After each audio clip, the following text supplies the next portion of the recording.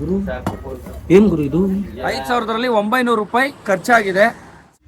ಊಟಿಯಲ್ಲಿ ಒಂದು ಹೋಟ್ಲಲ್ಲಿ ಟಿಫನ್ ಮಾಡ್ತಾ ಇದ್ದೀನಿ. ಇಡ್ಲಿ ತೊಗೊಂಡಿದ್ದೆ, 4 ಇಡ್ಲಿ ಕೊಟ್ಟಿದ್ದಾರೆ. ಟೊಮೊಟೊ ಗೊಜ್ಜು, ಚಟ್ನಿ, ಸಾಂಬಾರು.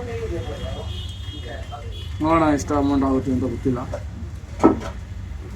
ಎಷ್ಟೇ ಆದರೂ ಕೊಳ್ಳೋದು.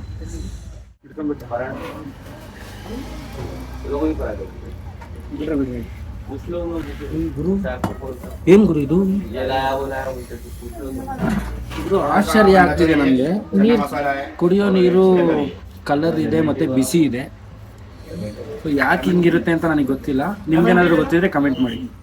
ಸೊ ಫೈನಲಿ ಗುರು ಊಟಿಲಿ ಒಂದು ಹೋಟೆಲಲ್ಲಿ ಚಾರ್ಜಿಂಗ್ ಪಾಯಿಂಟ್ ಸಿಕ್ತು. ಚಾರ್ಜಿಂಗನ್ನು ಹಾಕ್ಕೊಂಡೆ, 500 ರೂಪಾಯಿ ಖರ್ಚಾಯಿತು. ಬರೀ 41% ಚಾರ್ಜ್ ಆಗಿದೆ ಅಷ್ಟೇ. ಸೊ ಟೋಟಲಾಗಿ 48% ಚಾರ್ಜ್ ಇತ್ತು, ಇವಾಗ 47 ಆಗಿದೆ. ಮತ್ತು ಊಟ ಕೂಡ ಮಾಡಿದ್ವಿ ಇಲ್ಲೇ. ಸೊ ಊಟಕ್ಕೆ ಒಂದು 280 ರೂಪಾಯಿ ಏನೋ ಆಯಿತು, ಅರೌಂಡ್ 300 ರೂಪಾಯಿ ಅಂದ್ಕೊಳ್ಳಿ. 300 + 500 800 ರೂಪಾಯಿ + 100. ಇಲ್ಲಿವರೆಗೂ 5,000ದಲ್ಲಿ ನಾನೇನು ಬಜೆಟ್ ಟ್ರಿಪ್ ಮಾಡ್ತಾ ಇದ್ದೀನಿ ಅಂತ ಹೇಳಿದೆ. 5,000ರಲ್ಲಿ 900 ರೂಪಾಯಿ ಖರ್ಚಾಗಿದೆ. ಸೊ ಬನ್ನಿ ನೋಡೋಣ ಇನ್ನೂ ಎಷ್ಟು ಖರ್ಚಾಗುತ್ತೆ. ರಾಮ್ ಸೇತುಗೆ ಹೋಗಿ ಮತ್ತೆ ರಿಟರ್ನ್ ಹೋಗೋ ಅಷ್ಟೊತ್ತಿಗೆ ಇನ್ನೂ ಎಷ್ಟು ಖರ್ಚಾಗುತ್ತೆ ನೋಡೋಣ. Let's go to the Rama Setu.